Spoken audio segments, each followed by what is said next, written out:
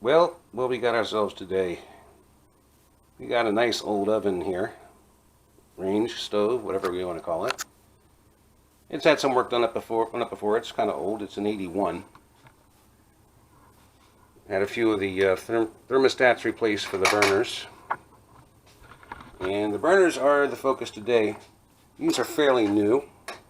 But what's happening is sometimes when these get moved, they'll lose contact with the socket in here that the burner element goes into, like that.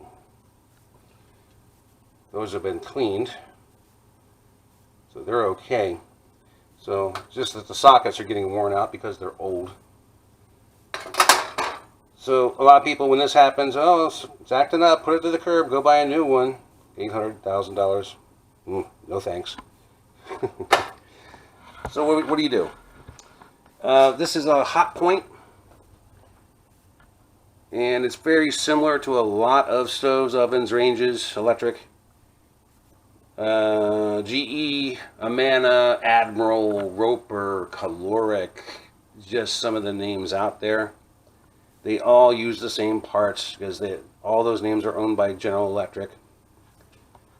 And you can still buy stoves like this today, and they still have the same system, same setup, and still the same parts pretty much for the top and for the thermostats, believe it or not. But if you need the parts for it, you can find them. Usually right here on the front, inside the door, you've got some ID plates or a plate. This is an old school one. It's going to be hard to see, but I cleaned that off. And it's got an 81 over here. That's how I know it's 1981. But the model number is going to be right there.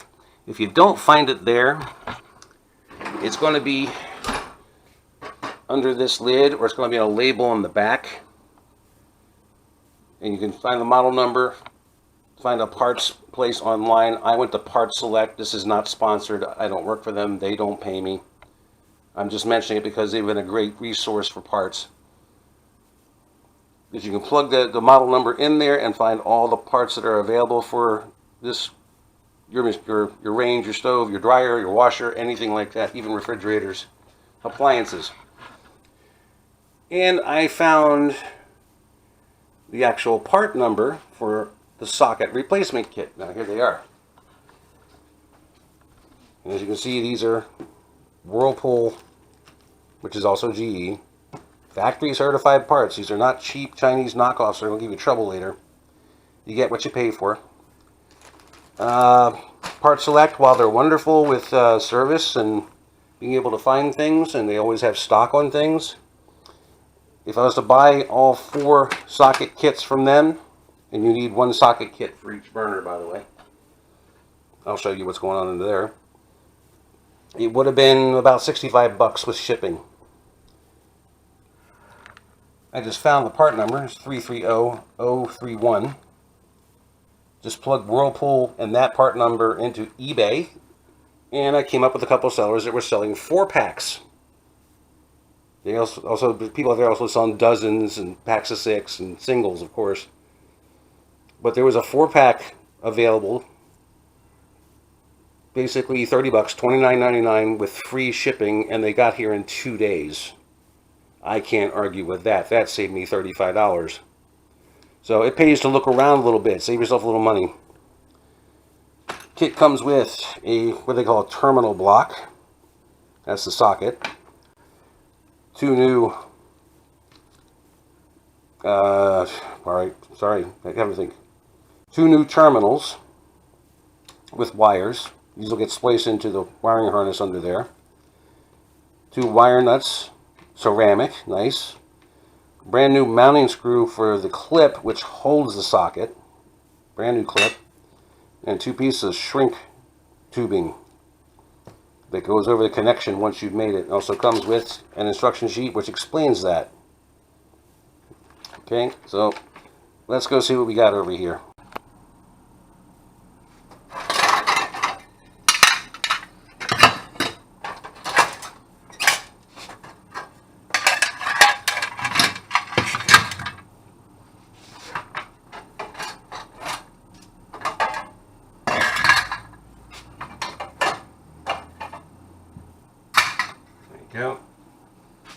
take those out like that.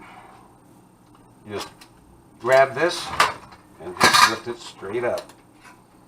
Some of these actually have a little prop rod here that'll hold it up for you.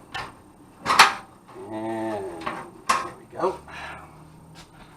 Now let's see if we can see here. And you can see there's the clip, there's the block, there's where they're connected into the system. It looks like this one I'm probably going to have to cut out because those new wires are only 6 inches. So I'm going to reach to about here. Here we go. Better look. But that's no big deal. That should be fine. That should be fine. That's the only one that's only going to take any modification. If you look on here, we drop this.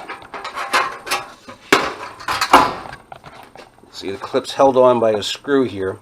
You can see these are rusty.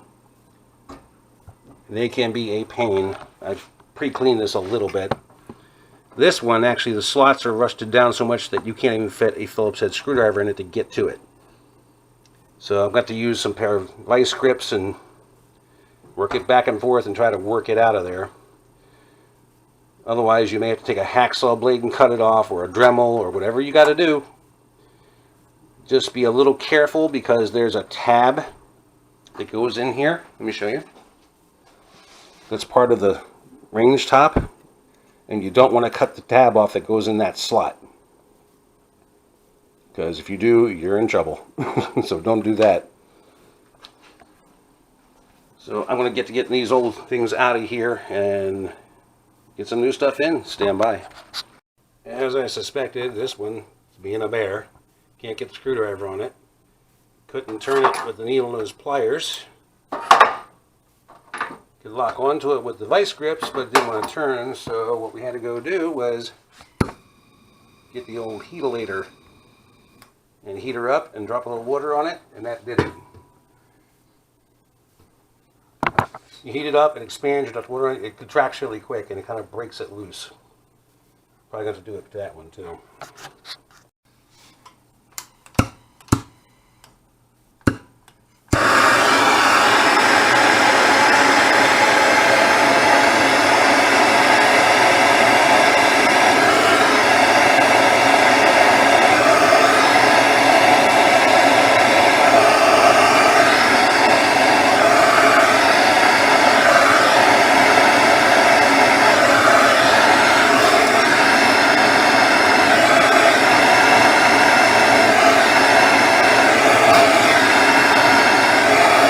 The old grease burning off.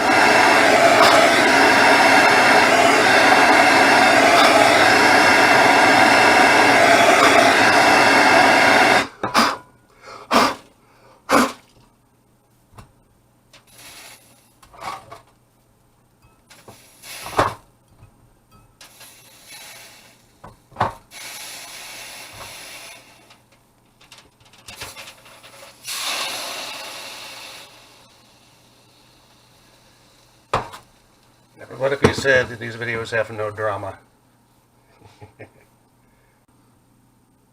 Yeah, I'm just showing you this so you don't get the false impression that this is all easy. You know, sometimes you get problems. I got loose a little bit with the vice grips, and now it looks like it's turning.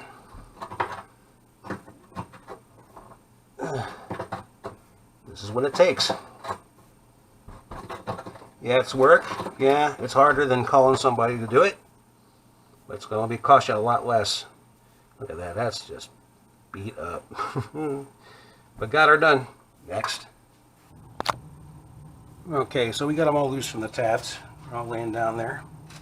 Wires just lay down there. So we're going to remove one of these. And I'm going to compare it to the other parts.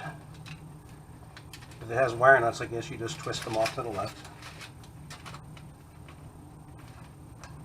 And of course, putting the new ones on, you want to twist it to the right. And I'm going to do these one at a time because I want to make sure everything gets put back where it belongs. There's the old one.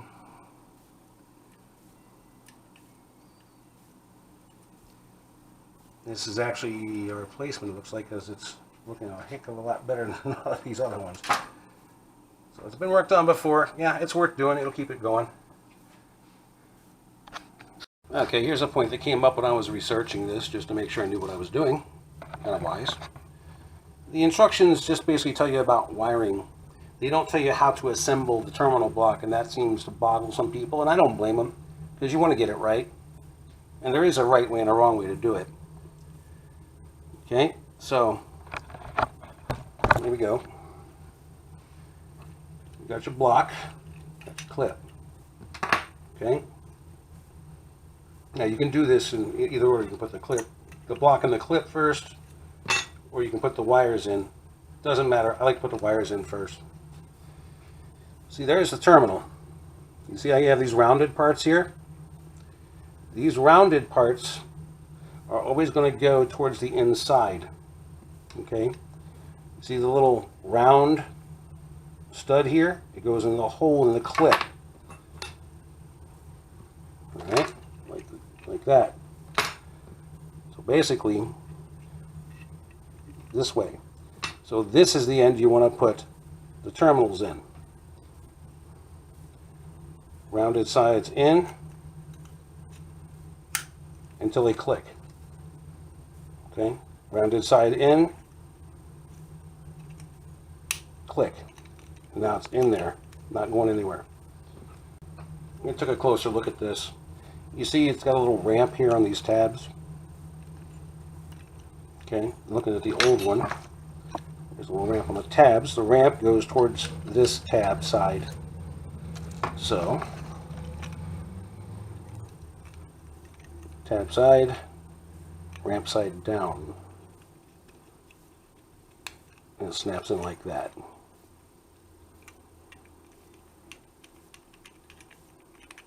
That's in there. That's it. Jeez, I'm doing all this without coffee. Can you imagine? Shit. Okay, so went ahead and cleaned the surface up just for the fun of it, because it's easier to work on. And got some fresh foil in here. Got a nice clean work surface. So let's get after this one. Okay, that's for over there.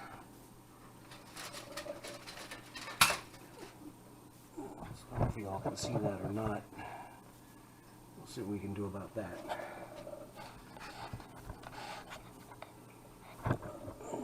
Wire, the wire. Okay, good. Important thing. Your shrink tubing. Put it on the wire first, or you'll never get it on once you connect it. Sounds simple, but you can't believe how many times people forget this, including me. But here we go. Just slide them on there.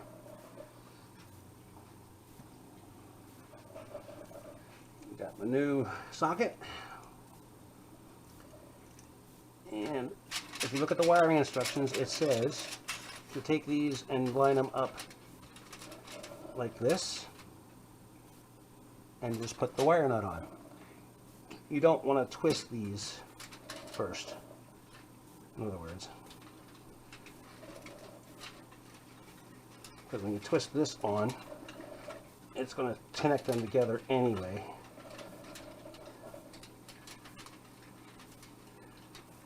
You keep turning to your right until it gets firm and stops. Don't overdo it.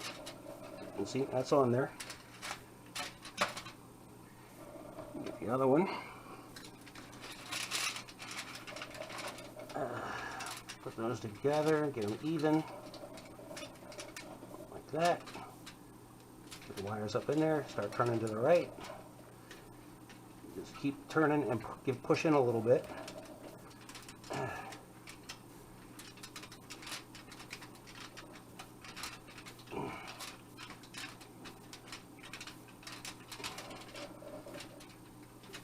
Yeah, close.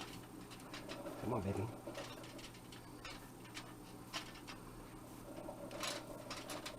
There we go.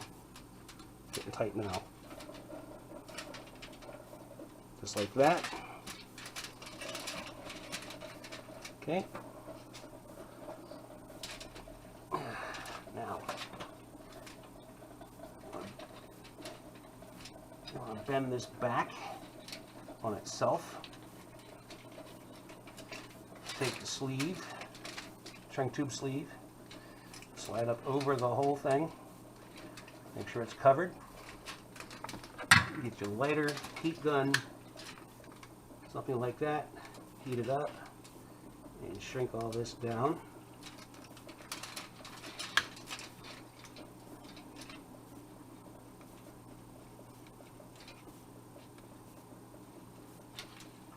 Try not to leave it in one spot too long because you don't want to burn anything off.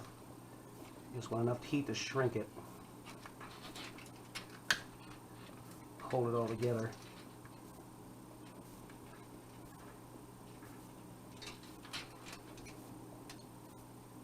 That should do it.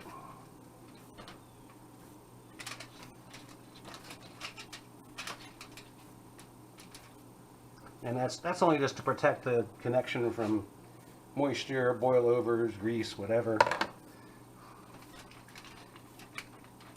The other one.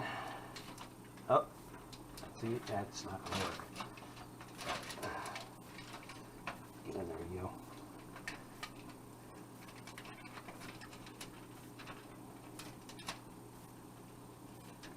There we go. Slide that over.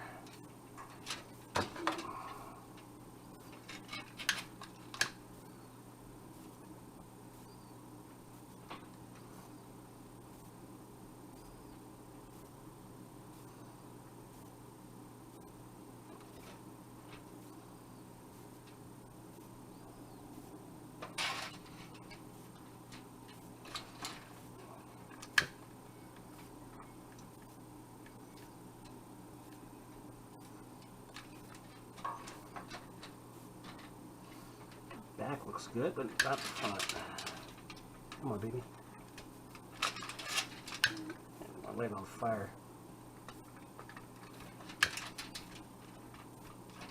There we go. Good to go.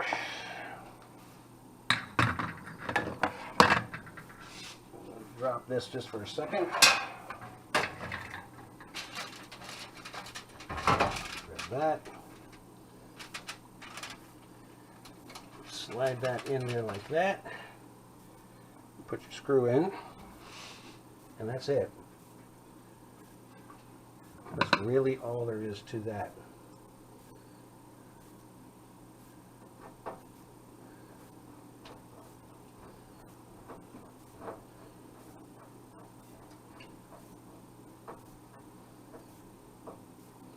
Again, make sure that's nice and firm, but don't overdo it. You can strip the threads out.